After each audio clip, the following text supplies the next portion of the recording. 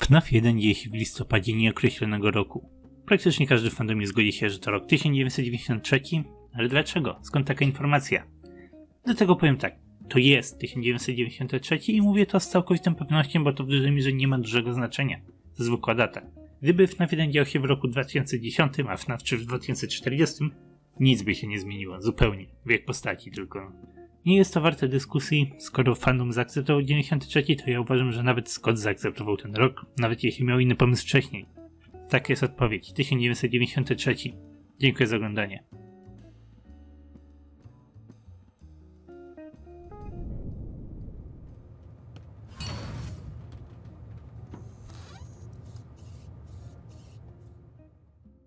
Dobra, bo mimo wszystko ten film jest o czymś odrobinę innym. Jak mówię, FNAF 1 to 1993 rok, bo tak uważa większość. Grzebanie w innych opcjach wywoła tylko niepotrzebne zamieszanie, jest dużo znacznie ważniejszych tematów, które musimy rozwiązać. Ale dzisiaj chcę trochę zamieszania wprowadzić, bo uważam, że Scott nie miał tego roku na myśli.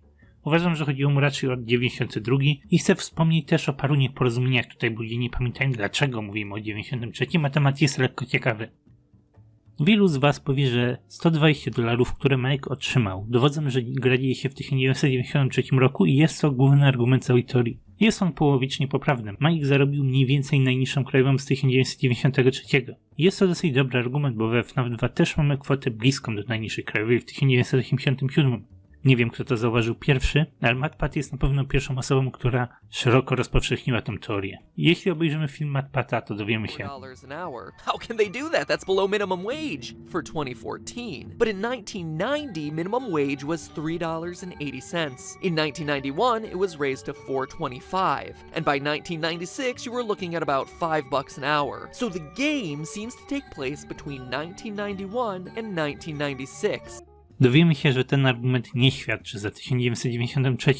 Dostaliśmy przedział pomiędzy 91 a 95. W 96 kwota się podniosła, ale przez te 5 lat kwota wynosiła dokładnie $4,25 za godzinę.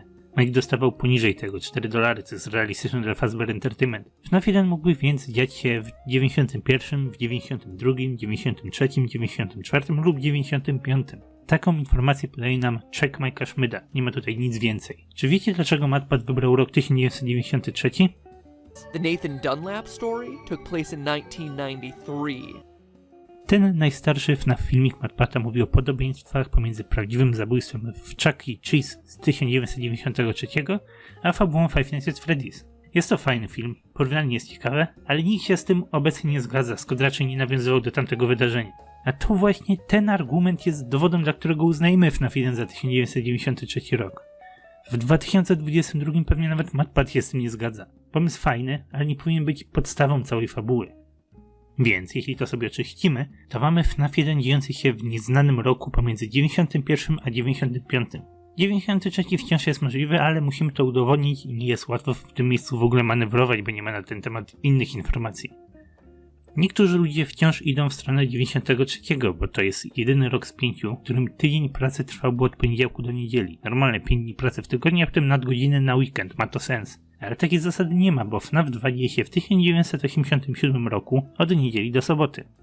Dla mnie 1992 rok ma najwięcej sensu właśnie dlatego, że ma dokładnie taki sam rozkład dni co 87. Te gry są swoimi odbiciami, obie trwają w okresie 8-14 listopada jakiegoś roku, praca jest taka sama, czeki są takie same, zwolnienie takie same. I 1992 rok jest perfekcyjnym odbiciem 1987. I co tam bardziej ciekawe, w obu przypadkach mamy piątek 13, co idealnie pasuje do takiego lekkiego horroru. Oczywiście nie jest to jakiś potężny, dominujący argument, ale pasuje. Jest prosty, nie ma nic lepszego, bo alternatywą jest strzelanie na Chuck E. Cheese.